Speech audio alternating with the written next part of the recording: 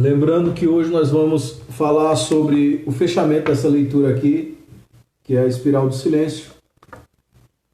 Você com certeza será uma pessoa que pode fortalecer muito Panelas. O senhor leu o regimento alguma vez na vida? Não, acho que não queria não. Vocês são empregados! Os dois caem dentro da água. Temos na livraria do Movimento Cultural, no www.movimentocultural.org. Foi lançado originalmente em 1982, na Alemanha. É um impacto muito grande que esse livro fez no desenvolvimento de pesquisa da comunicação, psicologia social, o mundo todo. Esse livro se transformou em um clássico, né? Foi escrito pela Elisabeth Noelle Neumann. Foi uma pesquisa feita há muito tempo atrás e descreveu a política conturbada lá na Alemanha. E nós vamos falar deste livro, desta tese científica,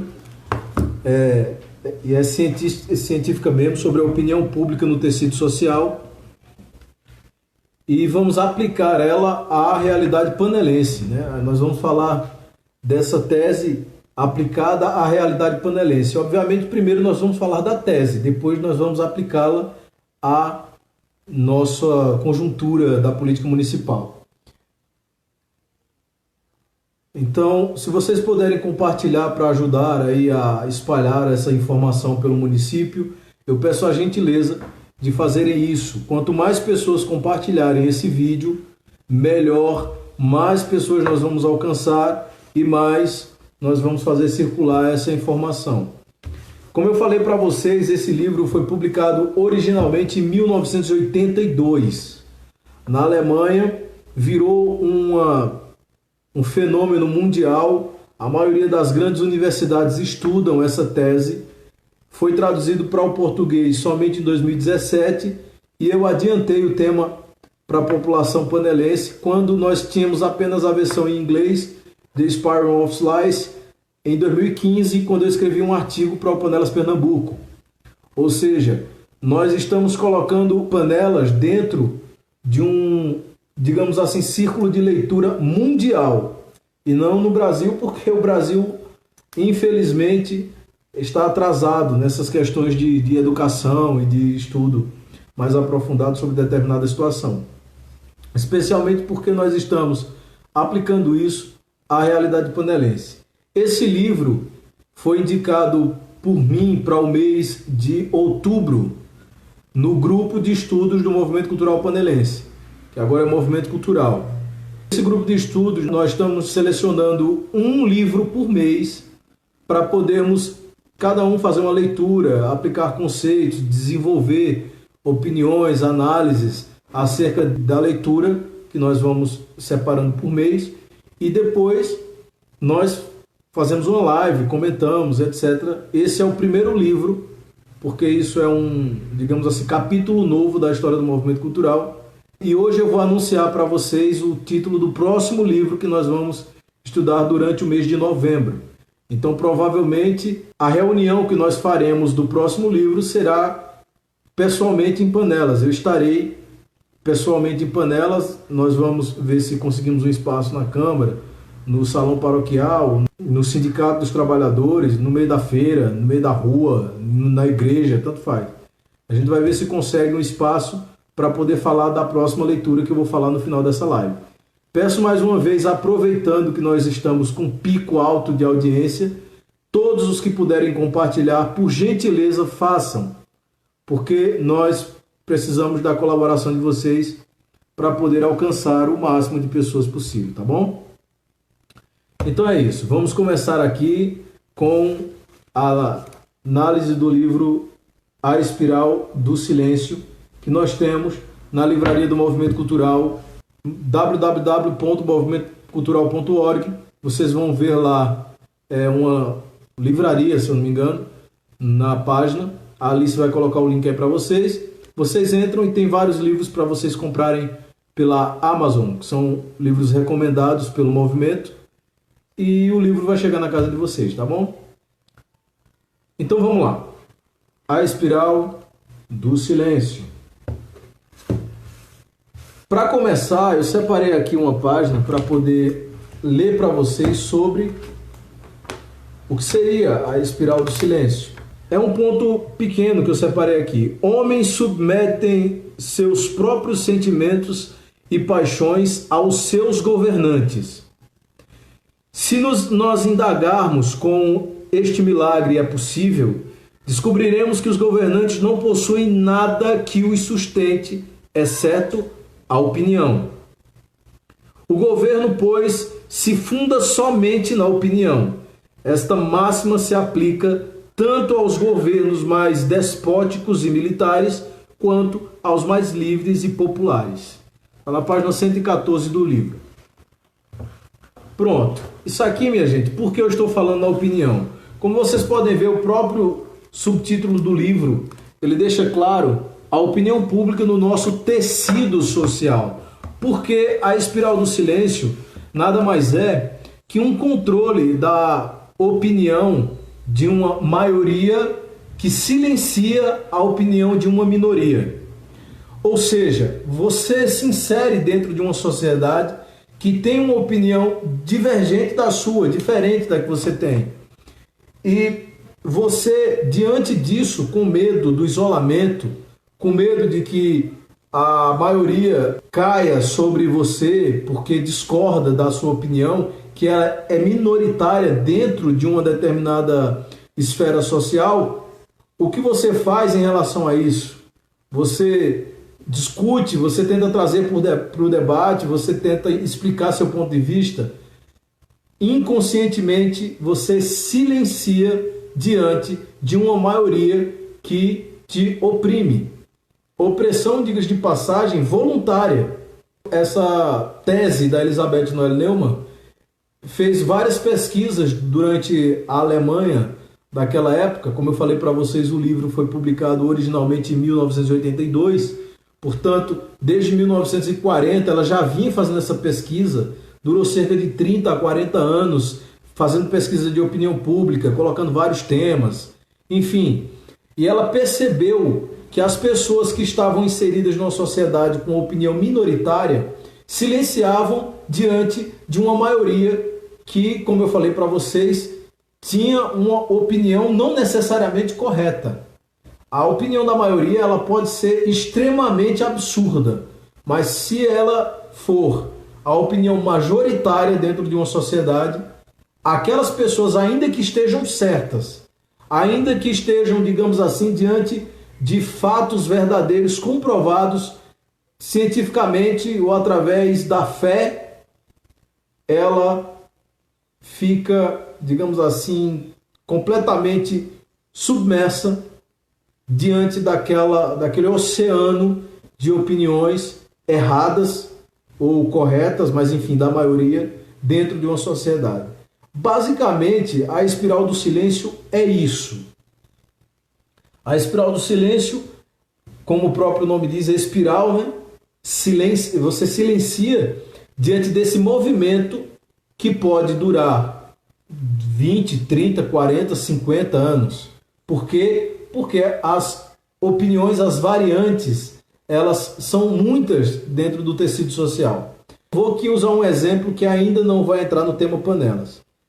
Na época da escravidão, ali por volta de 1808, quando a família real veio de Portugal para o Brasil, com o rei Dom João VI, nós tínhamos a figura da escravidão como uma coisa comum, uma coisa aceitável pela maioria das pessoas. Quando as pessoas se manifestavam contra a escravidão, disseram: isso é desumano, isso é irreal, isso é absurdo, você tratar outra pessoa como objeto e tal. Essas pessoas eram vistas dentro da sociedade como malucas. Para vocês terem ideia, o próprio Aristóteles, ele não conseguia enxergar um mundo onde não houvessem escravos. A maioria dominante da sociedade do mundo conhecido da época via a escravidão como uma coisa normal. O Dudu, eu não sei quem é, mas tem esse nome aqui, está dizendo: muito bom. Alex Tocqueville fala algo parecido em seu livro A Democracia da América. Meu velho, eu não sei quem você é, mas já tem meu respeito. Porque Tocqueville foi basicamente o primeiro que falou sobre opinião pública. Ele tratou da opinião pública de uma forma aprofundada dentro desse livro A Democracia na América e outros livros também. Quando ele tratava a opinião majoritária dentro da comunidade, ele usou inclusive esse termo opinião pública, que é o que a gente está tratando aqui. Mas voltando aonde eu estava, em 1808, a família real, por mais que a gente não tenha visto isso nos livros de história do Brasil, não nos escolares ou nas cadeiras escolares do ensino médio, a família real, a partir ali de Dom Pedro, já era a favor de que a escravidão aos poucos fosse sendo eliminada da conjuntura nacional da época. Então nós tivemos ali a independência em 1822, a primeira Constituição em 1824, avançamos o reinado do Dom Pedro II, a gente sabe das confusões que tinham na época. Em 1888, vocês vão lembrar que a princesa Isabel assinou a abolição da escravatura, né? A lei da abolição. Percebam, prestem atenção nesse pedaço. A família real, na figura da princesa Isabel, assina em 1888 uma lei que liberava o Brasil da escravidão. Um ano depois, o que foi que aconteceu em 1889?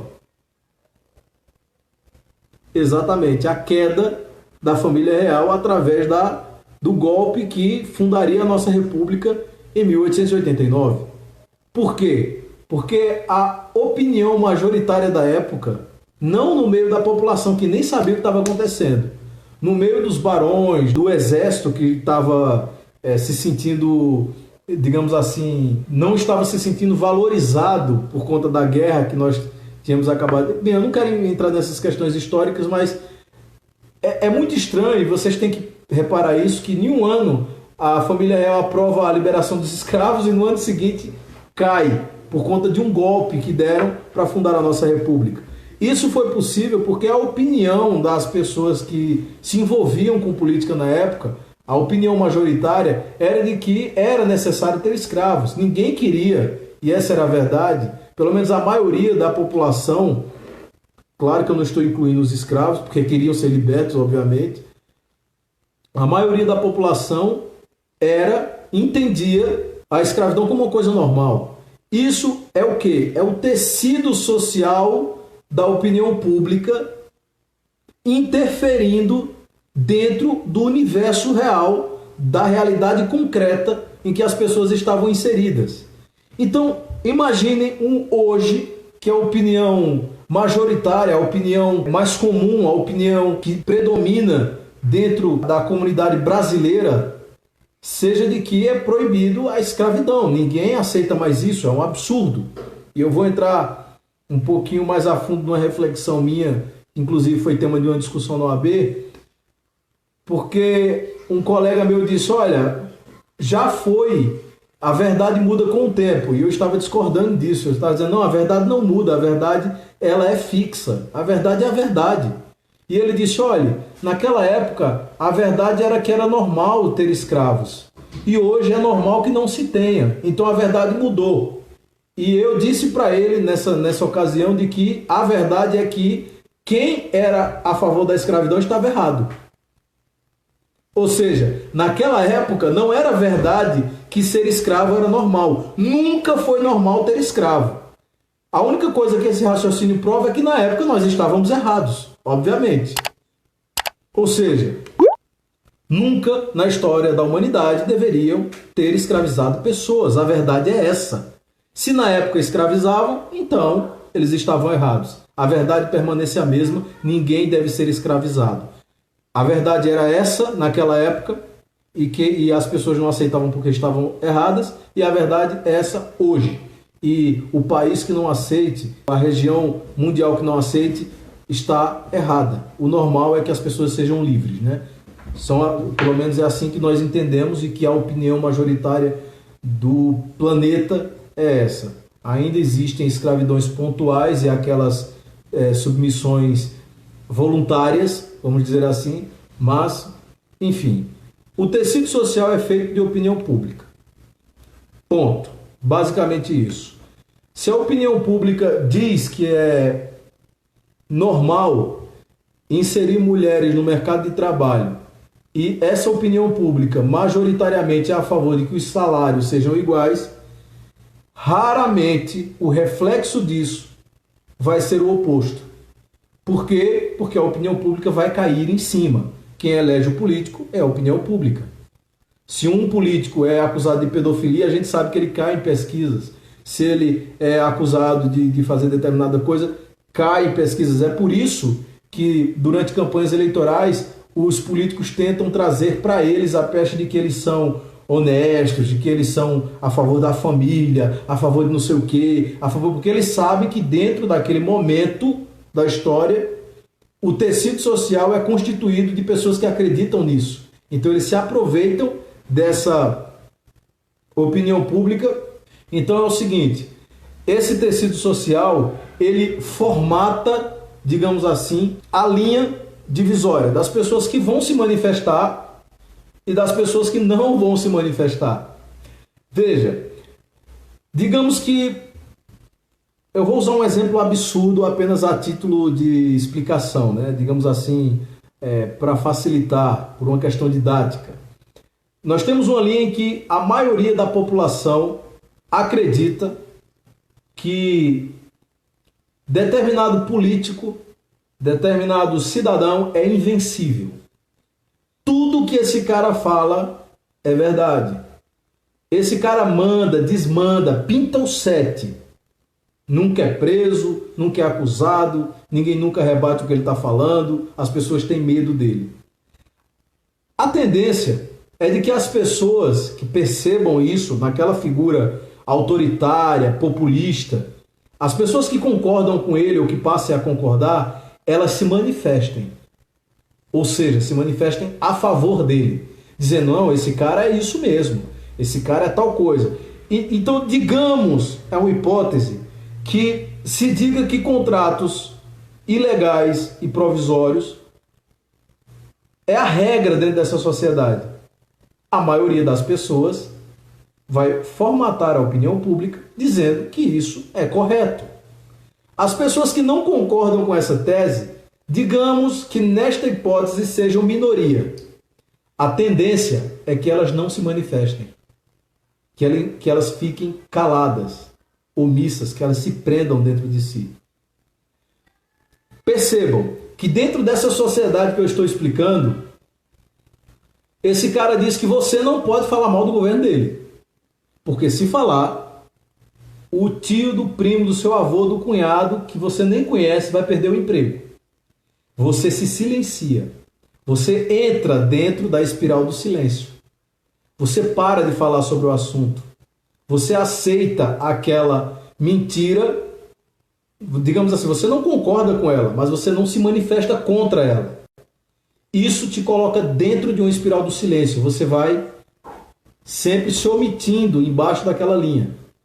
Enquanto isso, as pessoas que trabalham dentro daquela prefeitura, que é meramente uma hipótese aqui, elas se manifestam sobre isso. Essas pessoas vão criando sempre mais coragem. Elas vão saindo de dentro delas e vão jogando essa realidade para fora. De modo que você vê a mesma opinião em todos os lugares. Você vai na padaria e tá o cara falando, nossa, mas olha, esse cara é bom no que ele faz, ele faz e acontece, ele mente, ele engana direitinho, ele passa a perna, ele faz isso, ele faz isso, ele faz isso.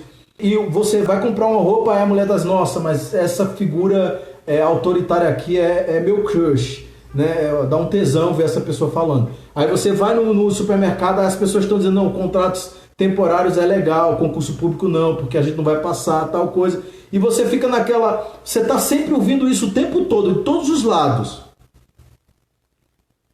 Então veja que aos poucos, aquela opinião majoritária ela vai dominando, porque as pessoas que não concordam vão silenciando, vão se oprimindo, se auto-oprimindo. Veja que ninguém na tese da Elizabeth aplicada a um município pequeno, como esse que eu estou falando, e que eu não disse o nome, mas vocês já chegaram à conclusão de que é Panelas, veja que nessa situação as pessoas estão se auto-isolando. Não é ninguém que rechaça, que empurra, que solapa, que diz para ela não falar. Não, ela mesma começa a fazer isso. Ela diz, eu não vou me manifestar aqui porque a opinião da maioria é de que isso que eu não concordo está correto. Se eu me manifesto acerca disso, eu vou ficar de um grupo isolado de pessoas que estão em minoria.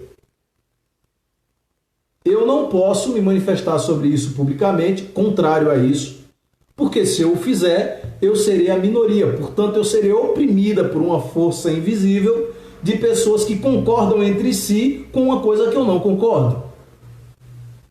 E aí você se fecha, você fica em silêncio, você entra dentro de uma espiral que cada vez mais vai se afunilando.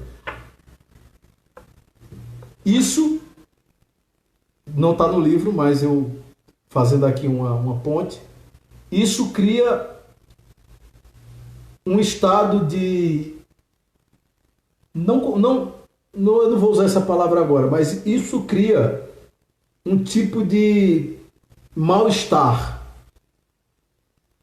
de uma pessoa que quer falar o que sente, mas não pode, porque a opinião pública solapa. O peso sobre essas pessoas é gigante e veja que esse grilhão, essa prisão, esse emudecimento da pessoa é feito por ela mesma. Inicia-se, obviamente, quando você vai em determinado lugar e diz, olha, eu não concordo com tal coisa que acontece aqui. Aí você ouve uma pessoa dizendo, não, mas você está errado porque a maioria concorda. Tanto é que reelegeu a mesma pessoa 150 vezes. Aí você diz, opa, eu vou me manifestar ali no boteco. Aí você vai no boteco, o cara tem a mesma opinião e diz, olha, você está errado. Aí você diz, opa, eu vou me confessar com o padre. Aí, isso aqui é um exemplo absurdo. Aí o pastor, o padre, o curandeiro, ele vai lá e diz para você, não, a verdade é que esse governo está bom. Você acha que está ruim, mas o mundo à sua volta acha que está bom. Então você se cala. Mais uma vez você entrou dentro da espiral do silêncio. A opinião majoritária toma conta, se transforma, essa opinião pública se transforma em um cabresto com aquela, eu não sei bem como é o nome daquilo, mas com aquele negócio que bota aqui na boca do animal para ele não morder, enfim.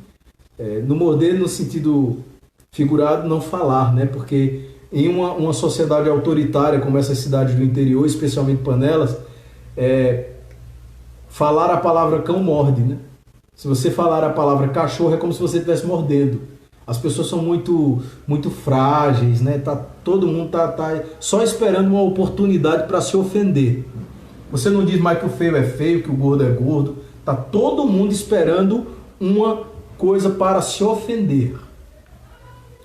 Então, dentro dessa situação em que as pessoas exercem até aquele controle neurolinguístico sobre as pessoas, dizendo o que é que você tem que falar e o que é que você tem que calar. Vocês já devem ter reparado isso. Eu vou usar aqui um exemplo para vocês.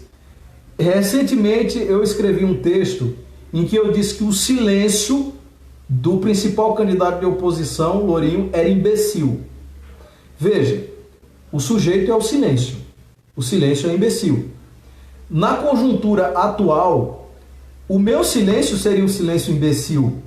O silêncio de Genilson seria imbecil. O silêncio de qualquer um que estivesse representando uma camada da sociedade seria imbecil. Mas a leitura que se fez é que eu não podia usar a palavra imbecil porque eu não estava me referindo ao silêncio, mas à figura da pessoa. Então, eles tentaram exercer sobre mim, as pessoas, inconscientemente. Minha gente, tudo o que se fala neste livro sobre opinião pública é inconsciente. Não é a pessoa que fica maquinando, não vou mais falar, eu não vou mais, eu vou falar, não vou falar, eu vou oprimir aquela pessoa. Não é, gente. Tudo acontece inconscientemente. Naturalmente, as pessoas que têm a opinião e o poder do poder da máquina pública sobre elas, por exemplo, elas se manifestam automaticamente. Poxa, eu tenho um emprego na prefeitura, eu tenho como me manter, eu tenho um carro bom, eu sou foda, então eu vou falar. E a pessoa que não tem nada disso, ela é dita, eu não vou falar nada porque eu não tenho como me manter direito, essa pessoa pode me prejudicar lá na frente. Isso tudo inconscientemente, isso acontece no nosso subconsciente. Nós vamos fazendo essas sinapses neurais e vamos entendendo as coisas desse jeito sem querer. Voltando ao ponto, quando eu usei a palavra imbecil, silêncio, imbecil, obviamente eu não estou referindo a uma pessoa, mas a uma característica, uma atitude dela ou uma não atitude. O fato de não falar alguma coisa. Porque uma coisa é essa espiral do silêncio entre a população sempre se oprimindo e oprimindo um ao outro dentro de determinada realidade concreta. Outra coisa é um representante que não tem nada além da própria opinião pública, que quer a manifestação dele. Então o silêncio tornaria-se imbecil. Por que eu estou falando isso? Porque o que assustou as pessoas, o que doeu no fígado, foi a palavra imbecil. Por que ninguém pode usar a palavra imbecil? Digamos que fosse referente à figura do Lourinho, que foi ali naquela situação que eu usei. Por que eu não poderia usar a palavra imbecil se de fato eu achasse que ele era imbecil? Coisa que eu não acho. Eu acho que ele é muito esperto, no sentido de raposa mesmo. Mas por quê? Por que não pode usar a palavra imbecil? Veja que a sociedade ela já se colocou dentro de gavetas de controle neurolinguísticos. Eles dizem, olha, essa palavra é muito feia, essa palavra é horrorosa, essa palavra você não pode usar, essa palavra aqui pode. Eu posso dizer que fulano é ladrão, mas você não pode dizer que eu sou. Você não pode usar essa palavra X dentro de determinado, porque isso ofende, porque isso sei o quê. Então eles controlam neurologicamente o negócio através das palavras que você pode usar e que você não pode usar. Mas vamos lá. Eu, sempre que me manifesto, vocês que estão assistindo, que são muitas pessoas nesse momento, mais de 100 pessoas, vocês podem se manifestar acerca de alguma coisa. Mas calma aí, como é que vocês vão adivinhar que não vão me ofender? Como é que vocês vão saber o que é que me ofende de fato? Não dá para saber antes de ofender, minha gente. Por exemplo, se vocês dissessem, Pierre, esse silêncio seu acerca de determinado assunto é imbecil, isso não me ofenderia, jamais. Quando alguém diz, Pierre, você está errado neste ponto, são muitas pessoas que me dizem isso, normalmente eu já pensei sobre aquilo e tenho uma opinião, mas às vezes muitas pessoas de Panelas me pegam de surpresas. De surpresa eu vou lá e analiso o que eu estou fazendo, o que eu estou falando.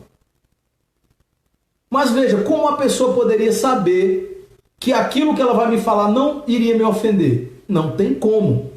Para você se manifestar, você tem que correr o risco de ofender a outra pessoa. As pessoas, por exemplo, me ofendem sem saber. Vamos lá, eu estou falando de ofensa mesmo. Uma coisa que me ofende profundamente. Quando alguém diz que eu não sei o que acontece em Panelas porque eu estou em São Paulo. Vocês estão vendo aqui atrás, tirando essa aqui que eu estou fazendo um estudo da tabuada para tentar ensinar o meu filho quando ele tiver 1 ano de idade. Eu estou tentando desenvolver um sistema de ensino para ele memorizar a tabuada. Mas isso aqui é um levantamento do IBGE sobre Panelas. Isso aqui é uma pesquisa que eu fiz sobre todo o histórico político de todos os programas de governo desde a década de 90. Inclusive com o número de habitantes, com mapeamento da capacidade hídrica do município em assuntos subterrâneos, feito pelo Ministério de Minas e Energia. Isso aqui é basicamente um material que eu tenho sobre a questão do concurso público nesta fase em que está. E aquilo ali é um estudo sobre o inconsciente coletivo do município de Panelas, feito por algumas pessoas da região. Enfim, eu tenho aqui na minha biblioteca, que fica aqui no andar de cima, uma parte inteira da biblioteca só sobre panelas. Eu tenho o trabalho de pós-graduação de Luiz Manuel, os livros de Luiz Manuel, livros sobre a Guerra de Cabanos, documentos originais. Eu tenho um monte de coisas sobre panelas. Inclusive, trabalho sobre o controle interno da prefeitura apresentado a nível de pós-graduação. Ou seja, é quase uma pós-graduação sobre o município. Eu estudo compulsivamente o município de Panelas. Quando alguém diz que eu não sei o que acontece em Panelas, isso me ofende. Mas como a pessoa poderia saber antes de falar? Se para ela ofensa é eu xingar a mãe dela. Para mim não é. Porque o cara vai lá e diz, sua mãe é isso. Eu sei que não é. Minha mãe foi abandonada logo jovem, perseguida, sofreu do alcoolismo, com o alcoolismo do meu pai, trabalhou em casa de família, fez faxina, diarista, me levou para a escola, fez de tudo pra gente. Eu sei que ela é uma guerreira. Então o cara diz, a sua mãe é tal coisa. Eu sei que não é, isso não me ofende. Quando alguém diz, você é um burro, não me ofende de forma nenhuma. Porque eu me conheço, eu sei que eu não sou. Quando alguém diz, Pierre, você não entende porcaria nenhuma de futebol, isso não me ofende, eu não entendo mesmo. Eu só sei que a bola é redonda e que os caras correm atrás dela para fazer gol, não sei mais nada.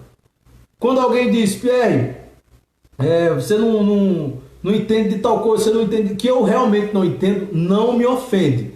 Agora quando o cara diz, você está em São Paulo, isso me ofende. Mas não tinha como a pessoa saber antes de me ofender. Não tinha como ela saber antes de abrir a boca. E a espiral do silêncio, ela justamente acontece dentro de termos parecidos com esse, quando a pessoa, na intenção de não querer ofender a opinião majoritária e se isolar diante desse fato, ela prefere o silêncio. Por isso que o nome é espiral do silêncio. A Elizabeth Noelle Neumann diz que ela é cíclica e progressiva.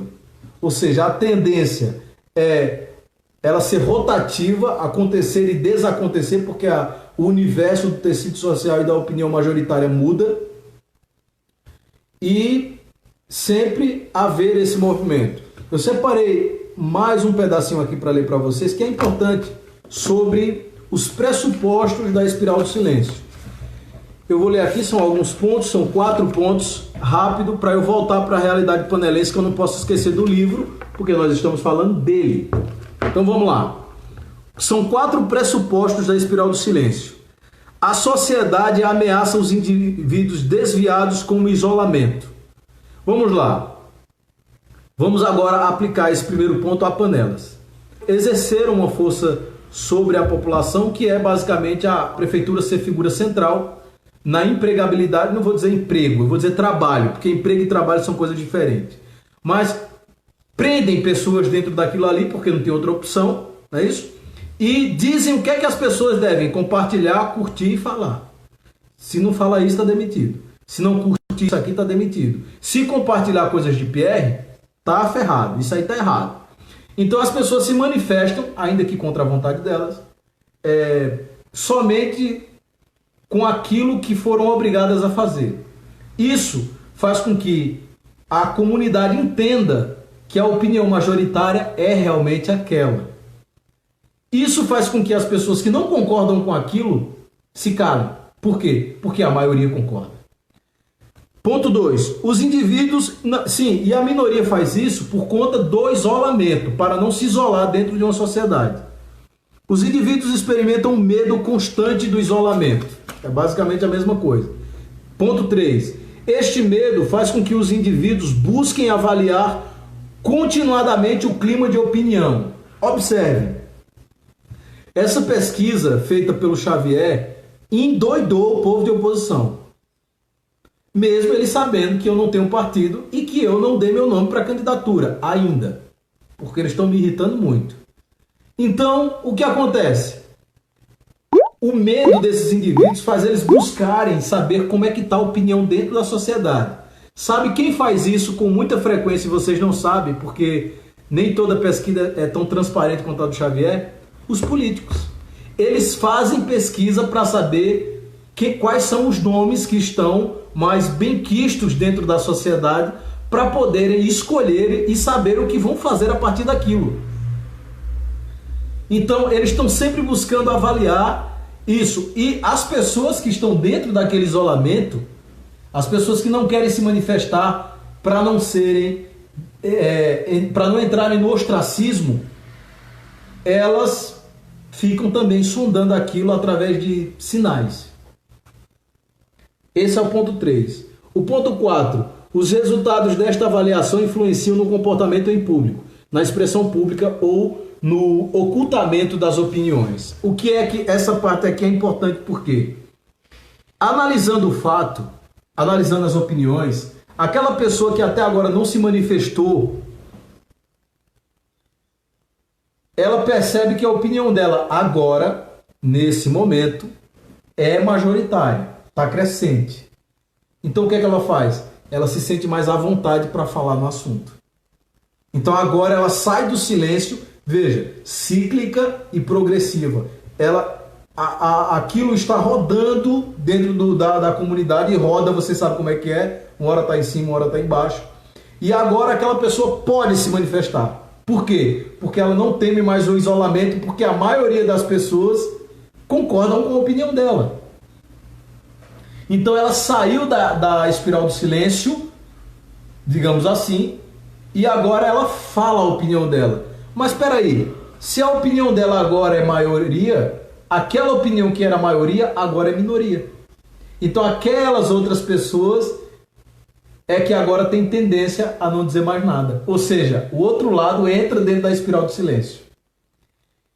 Por que eu estou fazendo basicamente essa relação da espiral do silêncio do livro, que eu recomendo que todos vocês leiam depois, como eu falei, tem na Livraria do Movimento.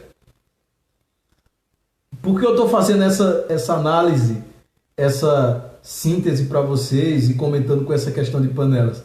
Porque quando eu li esse livro, eu estava no começo do movimento cultural e eu percebi que era isso que acontecia em Panelas. Ora, as pessoas diziam: Pierre, você é um doido. Por que elas diziam isso? Porque eu era um doido de fato? Porque eu fui para psicólogo, psiquiatra e o diagnóstico foi outro. Eu não vou dizer para vocês para não parecer que eu estou me gabando, mas eu tive um diagnóstico quase oposto.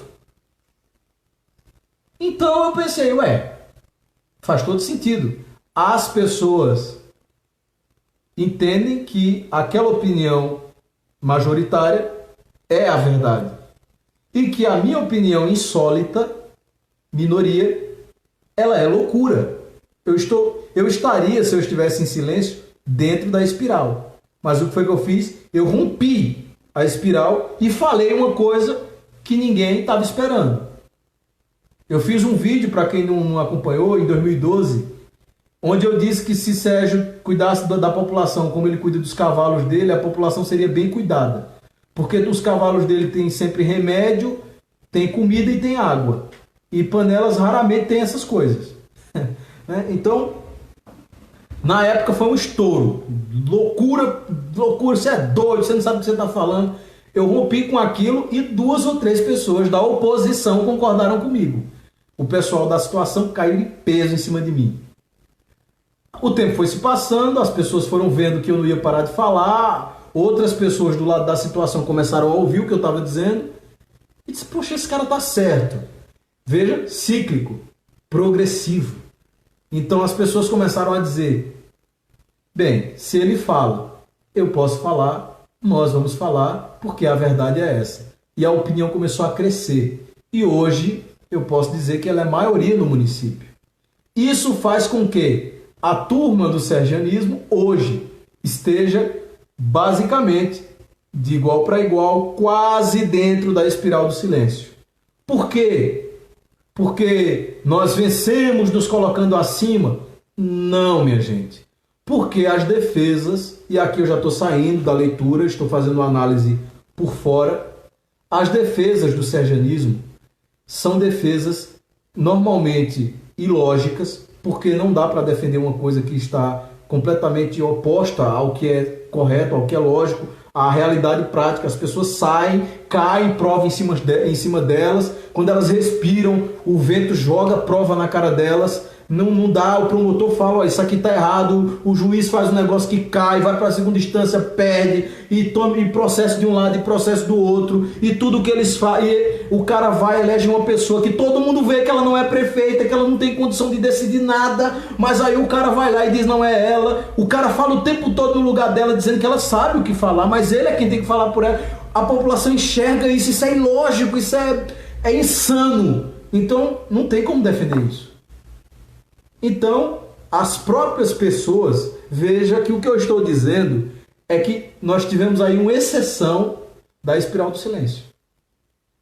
Digamos uma nova espiral do silêncio. Na espiral do silêncio do livro, as pessoas se silenciam porque a opinião majoritária, ela predomina e isola aquelas pessoas. Dentro da espiral do silêncio que nós vemos em Panelas, além da opinião da maioria ser justamente de que o desgoverno serjanista está errado, apesar da maioria ter que calar porque tem um contrato na prefeitura, porque tem uma família, e eu entendo perfeitamente essa situação, mas elas sabem no seu íntimo que aquilo está errado.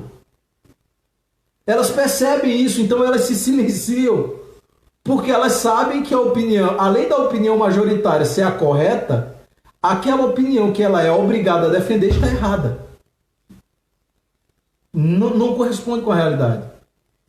Ou seja, aquilo é digamos assim, um movimento de zigue-zague entre o que ela sabe que é verdade e o que ela tem que defender e que não combina com a inteligência dela. Ela sabe.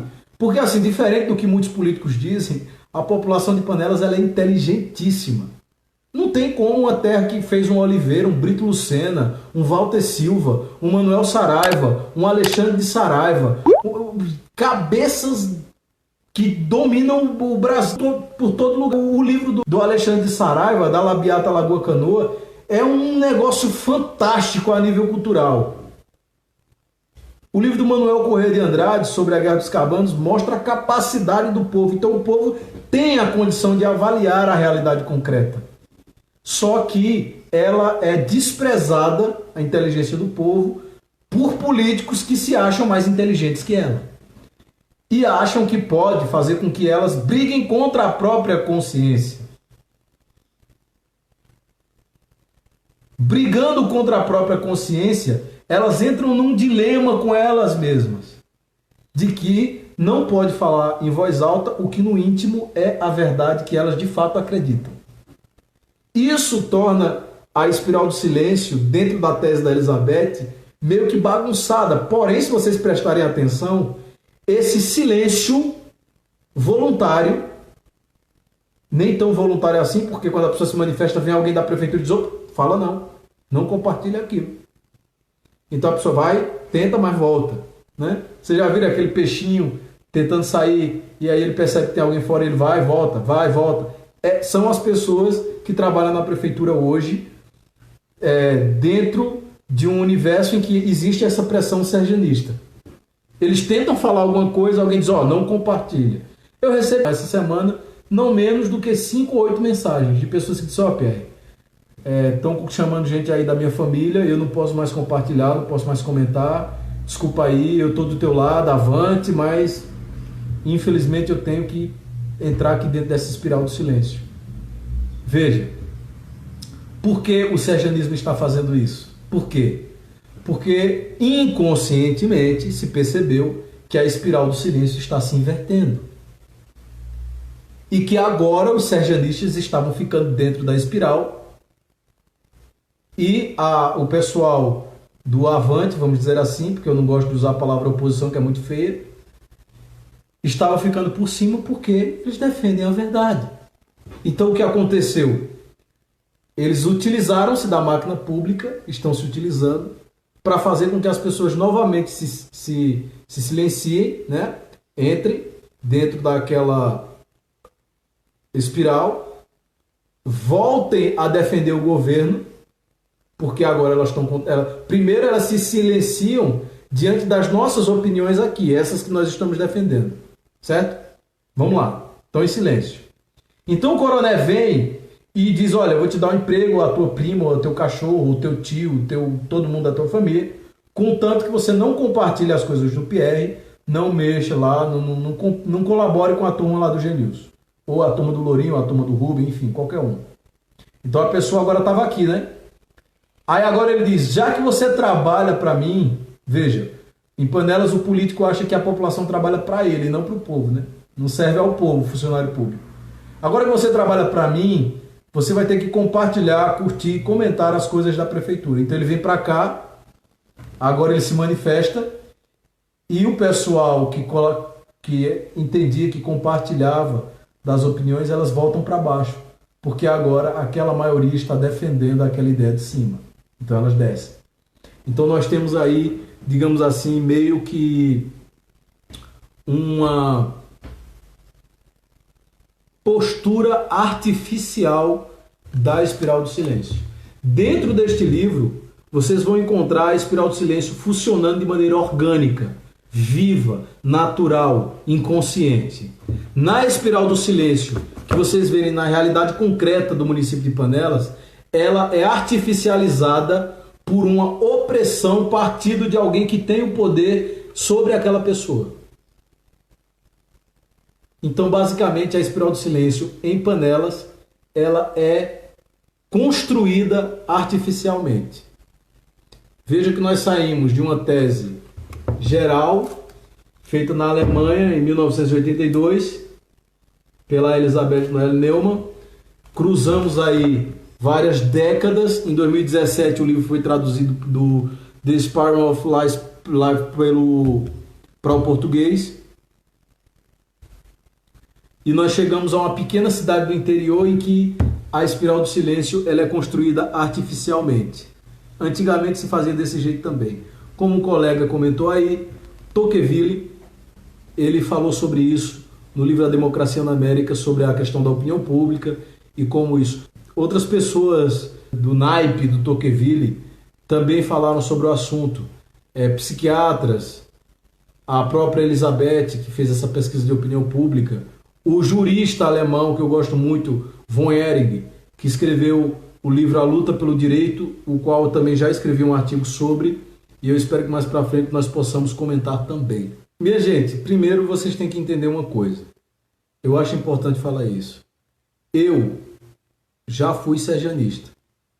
Tá bom? Eu não tenho vergonha. Minha gente, olha, eu sei quem eu sou, eu não tenho vergonha de dizer nada do que eu já passei, das coisas que eu sofri, das coisas que eu enfrentei. Tá bom?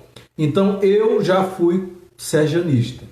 Como todo descerebrado, idiota, completamente imbecil, dominado por hormônios, que eu era muito jovem na época, eu era sergianista fanático, doente. Eu roubava manga no quintal de Sérgio, depois eu chamava ele de Papai Sérgio. o segurança dele, o coitado do segurança, não sabia que estava mexendo com gente doida, corria com a 12 atrás da gente, a gente subia nos pés de coco, roubava o coco, enfim, o quintal de Sérgio Miranda era o quintal da gente.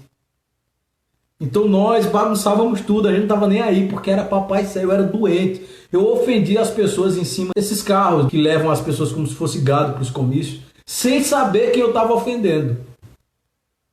Eu chamava o pessoal de caga-pau sem motivo nenhum, só porque eu era um retardado mental, fanático por Sérgio Miranda. Eu não tinha a mínima ideia do que ele fazia e dizia que tudo que ele fazia era certo. Era probleminha mesmo. Era probleminha. Então, assim, ainda em Panelas, eu comecei a estudar, eu trabalhei na biblioteca, eu li muita coisa, eu comecei a ver que as coisas estavam erradas. As pessoas não morriam no jornal, como aqui em São Paulo, que a gente raramente vê alguém morrendo. Aqui a gente só vê gente morrendo quando vai para o jornal ou quando, eventualmente, no trânsito alguém sofre um acidente. Esse negócio de que aqui é canibalismo é conversa. Em Panelas a gente vê as pessoas morrendo na porta de casa, até pelo tamanho da cidade, né? Mas também porque quando começa a morrer é um atrás do outro. Então eu via as pessoas morrendo na minha frente e dizia, não, mas tá bom. Então veja, eu já fui, eu sei o que é estar dentro da espiral. Eu já tive vontade de falar as coisas e não podia. Quando tinha o Festival do Jerico na cidade, a festa estava ruim, estava acabando, a gente via que as barracas de artesanato já não vinham mais, aquela loucura. E o que é que a gente fazia? Dizia que estava bom. Por quê? Dentro da espiral do silêncio, nós não podíamos dizer que estava ruim. Então, nós não só silenciávamos e entrávamos para baixo da espiral, como nós mentíamos para poder agradar quem nos ouvia. Então, veja, eu já fui assim. Por isso que eu estou falando com tanta segurança desse tema. Eu não tenho receio nenhum de dizer isso. Nenhum. Assim como eu não tenho receio, quando eu falo de Lourinho, eu falo a verdade que está no meu coração e eu não estou achando alguma coisa. Eu sei do que eu estou falando porque eu já estive em situações com ambos os lados. Um dia eu vou falar para vocês. Vocês não conhecem a minha história toda, vocês sabem um pedaço da minha história aqui em São Paulo. Minha gente, eu já fui do projeto Renasce Esperança. Eu já passei pelo programa que limpa beira de Prisca, do governo federal, da emergência. Já trabalhei com aquilo também. Eu senti o que é a inutilidade quando eu participei do Agente Jovem. Trabalhei no programa da valorização humana, que não valoriza ninguém. E que não dá, você não tem nem chance de procurar outro emprego enquanto você está trabalhando naquilo. Eu estive dentro da bolha. Eu sei do que eu estou falando. Até às vezes os serjanistas tentam dizer: Pierre, você é mal agradecido porque você viu aquilo ali. Sim, eu vi, eu senti. Só que aquilo ali atrapalhou minha vida, não ajudou em nada. Quando eu digo a vocês que aqui em São Paulo, quando eu cheguei, eu trabalhei carregando entulho para poder me formar em direito. Trabalhei quebrando azulejo na casa dos outros, que é serviço braçal. Aquilo me ajudou como pessoa a crescer. Eu senti o que é você viver do suor do seu rosto, contar cada centavo, ter que dormir na rua porque não tinha dinheiro para voltar para casa, mas você ganhava dignamente. Aquilo me ajudou. Eu não sou ingrato em relação a isso, porque essas coisas contribuíram para a formação da minha personalidade. Para eu olhar para o mundo hoje, ver o mundo agressivo, jogando pé de todo mundo, eu digo: venha que tá pouco. Eu enfrento o mundo. O caminho do cristão é a cruz, não é não? Vocês estão esperando que final que não seja a cruz? Se não for, tá errado. Agora, esta realidade panelense que eu digo a vocês, ela é nociva, ela faz mal. Ela não te engrandece, ela te diminui, ela te oprime, ela te silencia. O normal seria dizer: olha, eu te dou um emprego. E você vive a vida que você quiser, porque você é um funcionário, você trabalha para o povo, você deve explicações para ele. Profissionalmente falando, você deve explicação para mim. Se você compartilha ou não as coisas de Pierre, o problema é seu. Não tenho nada a ver com isso. Essa seria uma realidade sana.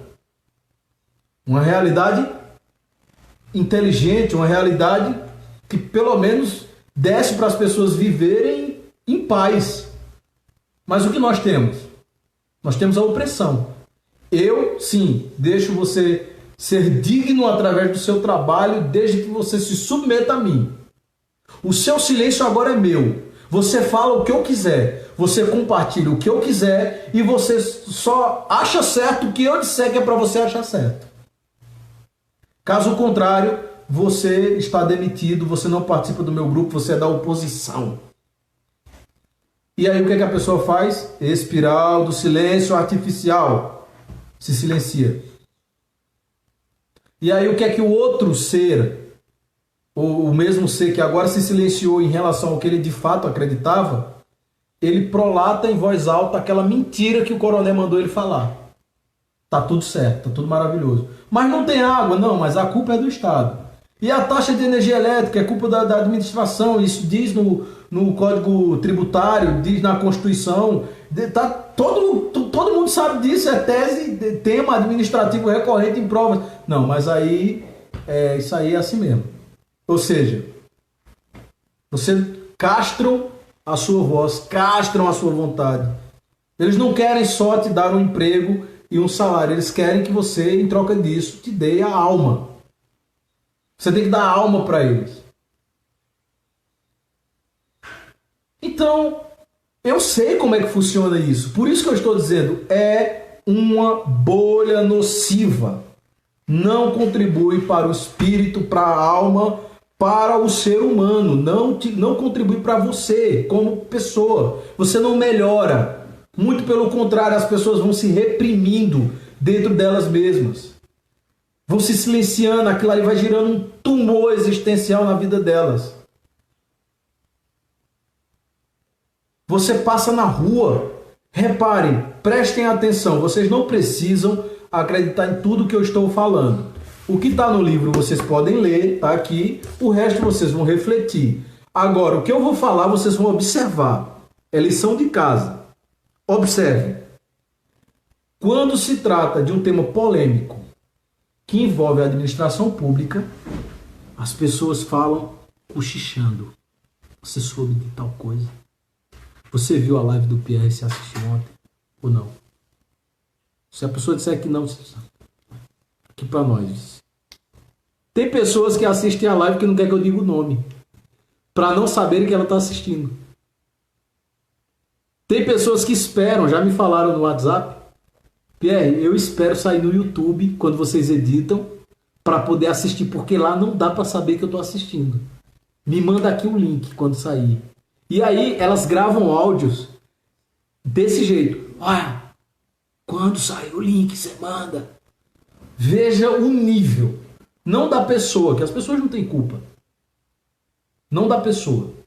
O nível da pressão, da opressão que aquela força exerce para empurrar a pessoa para dentro da espiral. Em que, gravando um áudio dentro da casa delas, ela tem que cochichar. Me digam se isso é vida, pelo amor de Deus. Dentro de, constitucionalmente falando, 31 aninhos aí de democracia. Me digam se isso é normal, se isso faz bem ao ser humano. Quando vocês um dia tiverem oportunidade de participar de uma sessão de psicologia, psiquiatria, psicanálise, enfim. Psiquiatria nem tanto, porque é um negócio mais clínico, né, para passar remédio. Mas psicanálise ou psicologia, vocês vão reparar que o que você mais faz nessas sessões é falar. Porque você vai, né, vai mostrando quem você é, você vai ouvindo as suas próprias palavras, você vai ouvindo o que você acredita, você conta a sua própria história. O psicólogo vai te guiando por dentro das camadas do seu pensamento aí, das suas lembranças que muitas vezes estão suprimidas. Mas é você quem vai falando. Por que eu estou dizendo isso? Porque a espiral do silêncio faz o contrário. Você suprime o que você acredita. Muitas vezes você não sabe qual é o som da sua própria voz dizendo a verdade. Você usou a máscara durante tanto tempo que quando tirar e você olhar no espelho, você não sabe quem é. Você pensa que é um estranho. Por isso que a ideia de explicar para vocês o que está acontecendo no universo panelense é justamente para desfazê-lo. Para vocês saberem quando é que um poder está sobre vocês, um pseudo-poder, está fazendo vocês se comportarem da forma que ele quer que vocês se comportem. Pessoas o tempo inteiro, veja como existe essa dissonância cognitiva. Isso é uma expressão da psicanálise. Salvo engano, foi Freud que falou sobre isso. A dissonância cognitiva. Eu falo uma coisa e você já tem a predisposição de não ouvir porque você acredita em outra coisa. Hoje em dia chama de pós-verdade. Você só fala o que você já acredita. Você já entende o que você já acredita, porque se não for aquilo que você já concorda, você nem lê. Mas vamos partir desse pressuposto da dissonância cognitiva. Conversando com um rapaz, até jovem, amigo meu, respeito não, eu gosto muito dele. Respeitar é outra coisa. Eu gosto muito dele, nós conversamos muito.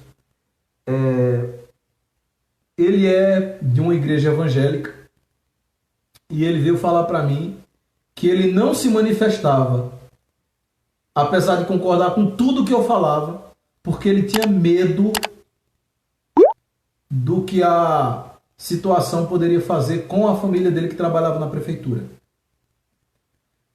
Como eu falei para vocês, é um cidadão evangélico, está tentando estudar para ser pastor, essas coisas aí.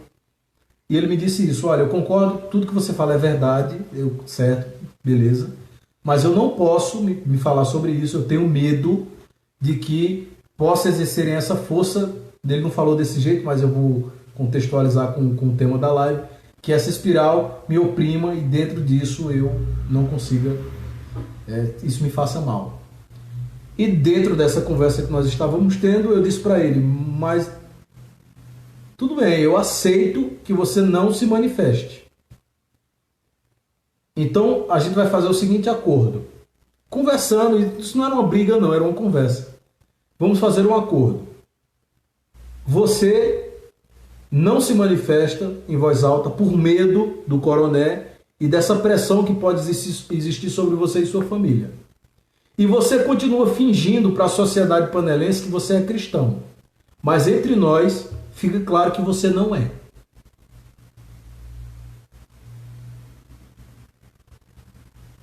Então, ele chegou para mim e disse, mas peraí, mas eu sou cristão. Eu disse, não, você não é. Não minta para você mesmo. Diga em voz alta aqui na nossa ligação, na nossa chamada de vídeo, para você mesmo, eu não sou cristão. E ele disse, eu não vou dizer isso porque eu sou cristão. Eu digo, não, você não é. Se você teme outra pessoa que não é Deus, o seu Deus, se você tem medo do ser humano, você está basicamente tendo dois senhores ali. Aquele que você obedece porque você teme e aquele que você obedece porque você supostamente ama. E isso pode até ser desejo de um, mas não é desejo do outro, porque o outro não aceita concorrência. Ele refletindo daquela forma comigo, ele disse, bem, eu entendo que eu posso ser cristão e temer a um e temer a outro. Eu falei, olha, não tem como você pregar que Cristo fez o certo enfrentando a cruz contra tudo que existia na época, sendo humilhado, cuspiram na cara dele, meteram um chicote nele, crucificaram ele. Você acha tudo isso? Muitas vezes você diz, eu queria dividir essa dor com ele. É muito sofrimento para Cristo. Mas você tem medo de perder o emprego. Como é que pode? Então veja que uma coisa não bate com a outra. Não bate com a outra. Ou você teme a Deus, ou você teme a homem. As duas coisas não dá. O cristão verdadeiro, o que segue a Cristo, ele tem temor para Deus, ele respeita o próximo dentro do conceito real de respeito, do etimológico, não de hipocrisia. Ele segue o caminho dele, aceitando a cruz que se teve, e que se for a morte, é lucro, porque ele viveu em Cristo. É assim que se fala. Bem, por que eu estou dizendo isso? Porque essa síndrome dessa espiral pressionável por todos os lados fez com que as pessoas, além de se omitir e entrassem dentro do ciclo do silêncio, elas começassem a mentir o tempo todo para elas mesmas. Veja que diferente da espiral do livro, que você simplesmente se cala. Alguém vai fazer uma pesquisa na sua casa, você está doidinho para votar em Genilson, mas você desconfia que a pessoa daquela pesquisa foi contratada pelo outro lado. Então a pessoa diz, e aí, meu irmão, vai votar em quem? Ele diz, em Coronel, ué. Eu sei lá quem é que está fazendo a pesquisa.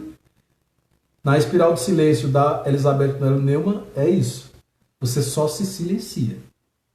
Na espiral do silêncio panelense, você silencia para uma verdade e fala alto a mentira que te obrigaram a acreditar. Eu vi naquela imagem da posse do secretário pessoas do movimento cultural no meio, aplaudindo o discurso, sem acreditar nele. Por quê? Porque a pressão obrigou-as a mentir. E como se permitiria que fosse de outra forma? Somente com aquela coragem que eu disse para vocês, de romper com a espiral do silêncio. De você dizer, eu enfrento o que quer que queira, o que venha, ué, a opinião majoritária é outra, muito bem, ela está errada. Eu vou me manifestar sobre o que eu acredito. E somente assim se rompe com a espiral do silêncio. Entendam isso e talvez seja justamente a conclusão da nossa live. A espiral do silêncio começa quando você aceita aquela opressão da maioria, daquela opinião majoritária da sociedade e você se silencia diante dela. A espiral do silêncio é rompida a partir do momento em que você se manifesta. Que você diz, não concordo em voz alta. Isso está errado. A palavra principal ali é silêncio, né? Se não houver silêncio, a espiral começa a se desfazer. Então você já deve ter percebido que esta live é justamente o rompimento desse silêncio. Eu estou dizendo para vocês, descrevendo, narrando, como essas coisas acontecem. Como o peso da mão do Estado, entenda-se município, né, executivo panelense, oprime, empurra o cidadão para dentro dele mesmo. Ele engole aquilo. Ele prende, ele segura. Aquilo ali está brigando para sair de dentro dele, mas ele não deixa para não ser prejudicado. Enquanto ele se prejudica. Porque, como eu falei para vocês, é um tumor existencial. Faz mal. Cansa. Perturba. Te deixa doido. Aí fica esse processo de esquizofrenia coletivo, em que você vê a verdade e é obrigado a negá-la. Não, ela não é prefeita. Esse cidadão aí está usurpando o lugar dela. Essa é a verdade, mas você não pode falar. Ela passa na rua e você grita prefeita. Não é. É um processo de enlouquecimento, minha gente. O cara fala o tempo todo no lugar dela, ela não fala um A. Tá errado, você vê, mas você não pode dizer aquilo. É loucura, minha gente, é doidiça. Vocês estão vendo a população inteira brigando por um contratozinho na prefeitura, por um contrato na valorização humana de R$300. O cara chega lá e vira secretário para ganhar 5 mil. E você olha, é normal. Um vereador está ganhando R$7.500. Eu já tentei fazer um abaixo-assinado para reduzir o salário dos vereadores. Eu não consegui porque precisava do nome do CPF das pessoas. E elas não queriam dar o nome para os vereadores não saberem que elas queriam reduzir o salário deles. Eu falei, bem, mas eu sei, eles não querem. Então, se eles não querem, eles não assinam e nem dão o CPF. Mas se você quer, e para fazer um ato simbólico de coragem, eu queria assinar primeiro. Não quiseram, porque para eles está legal. Tem professores falando comigo em box, desesperados pelo Fundef. Eu queria gritar na frente da prefeitura, mas não dá. Então, essa parte é silêncio. A negação, para concluir, o primeiro sinal de loucura é a negação da realidade. Pensem comigo. Você percebe que alguém está ficando doido quando ele começa a negar o que ele está vendo. Ou quando ele começa a negar a realidade. Não está ali, mas ele está vendo. Não é? Ele pega um pedaço de papel e começa a falar como se fosse um telefone. Ele está negando a realidade. É um papel, não é um telefone. Você diz, esse cara está ficando doido. Ele começa a falar com alguém que não está ali. Você diz o quê? Está ficando doido. Por quê? A negação da realidade. A negação da realidade. O primeiro sinal de loucura. Percebam que o que existe em Panelas é isso. É um processo de enlouquecimento coletivo. Em que as pessoas elas não são obrigadas somente a entrar dentro da espiral do silêncio. Elas têm que negar a própria realidade. Está na frente delas, mas não está na frente delas. Elas não podem dizer isso.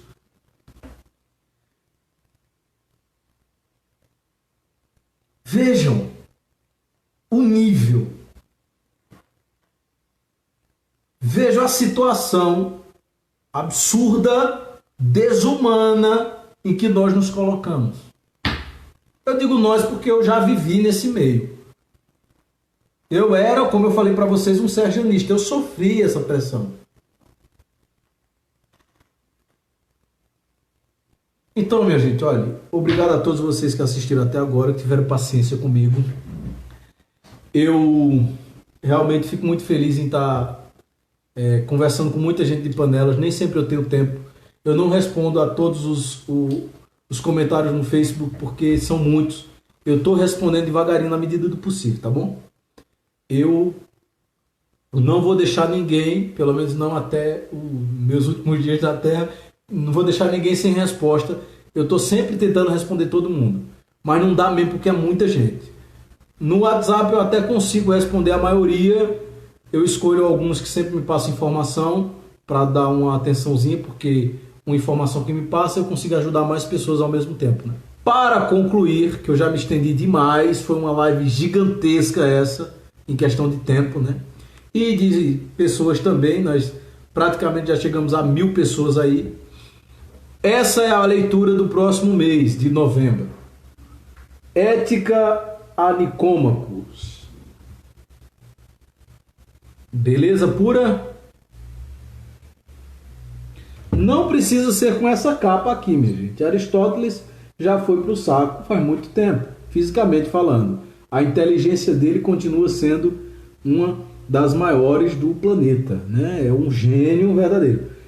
Aristóteles, Ética a Nicômacos. É a nossa leitura do mês de novembro, tá bom? Está na livraria do Movimento, www.movimentocultural.org, e fala sobre virtude. A pessoa ser uma pessoa virtuosa, né? Ter ideias gerais, ideias que contribuam para a humanidade, que não sucumbam ao medo. Enfim, é um livro de filosofia muito fácil de entender. Eu, inclusive, recomendo que vocês não comprem esse, compre o que está lá, que é um livro da Pocket, de bolso, um curtinho, pequeno, fininho, facinho de ler. O Pedro Lima puder me ajudar a divulgar isso, eu agradeço, porque todo começo de live ele pode falar sobre esse livro, que será a leitura do nosso mês de novembro. E eu falarei pessoalmente sobre esse livro em Panelas no mês que vem. Eu estarei aí pregando a palavra de Aristóteles na praça, na feira, na igreja, no sindicato, na barraca de pastel, em todo lugar onde o povo estiver, eu estarei também falando sobre Ética a Nicômacos pessoalmente, tá bom? Então, já vão se adiantando, comprem esse livro pela Livraria do Movimento. O que tem lá é uma versão de bolso, pequenininho, baratinho, dá para vocês comprarem, vai chegar em casa, tá bom? E eu tenho certeza que as pessoas que comprarem esse livro, que abrirem para ler, não são as mesmas pessoas que vão fechar. Se vocês lerem com atenção, serão transformadas por esta obra aqui, tá bom? Então é isso, minha gente. Agradeço a todos de coração. Foi muito importante vocês estarem comigo nessa live. Nós batemos recordes mais uma vez de público através dela. Espero que eu tenha sido claro. Eu acho que eu fui, porque as perguntas foram poucas.